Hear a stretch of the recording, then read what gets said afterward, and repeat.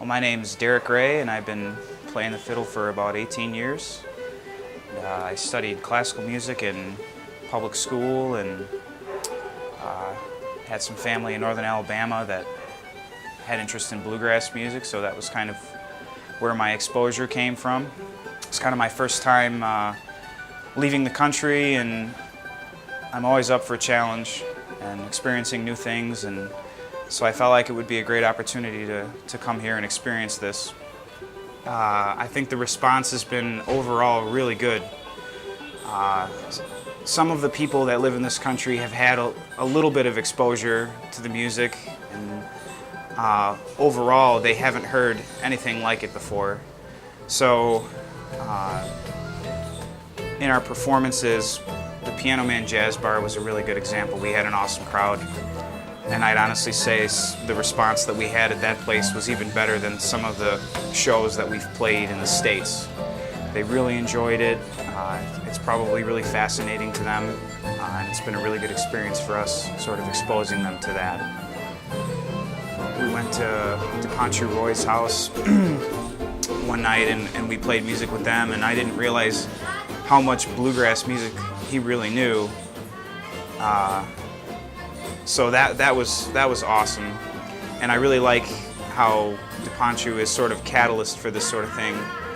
We were talking to some of the musicians that he plays with, and you know, they're familiar with a lot of the Indian music, and they weren't really exposed to any bluegrass music until they met DePonchu. But I was really impressed with the amount of knowledge they had about the music and the amount of tunes that they were able to play, and they were really good. They were really good at it. Well, the Baul musicians and meeting those guys was probably my favorite part about the trip. It's amazing how you can be from two completely opposite ends of the world, but still sort of have the same philosophy.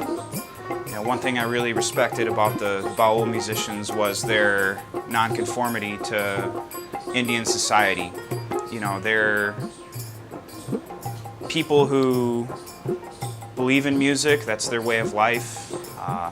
They sort of travel from place to place, and they play music, and that's how they make their living.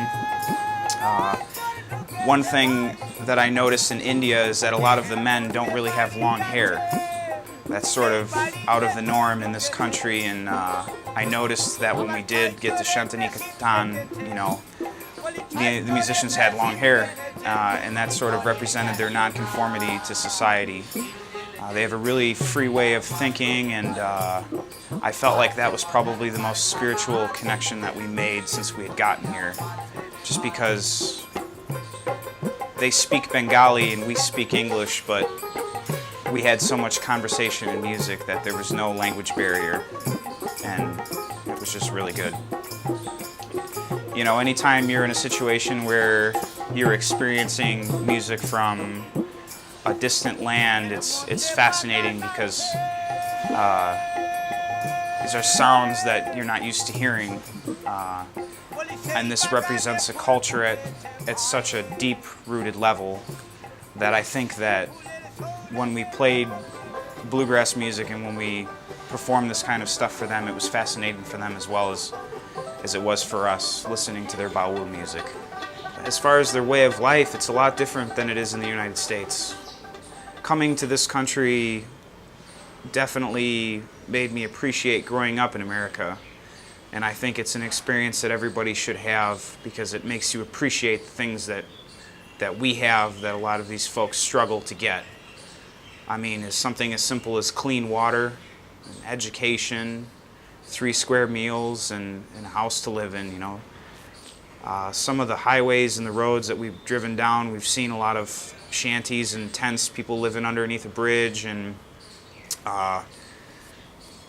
it's eye-opening, you know. So as far as the culture is concerned, that's definitely something that's really opened my mind and made me appreciate growing up in the United States.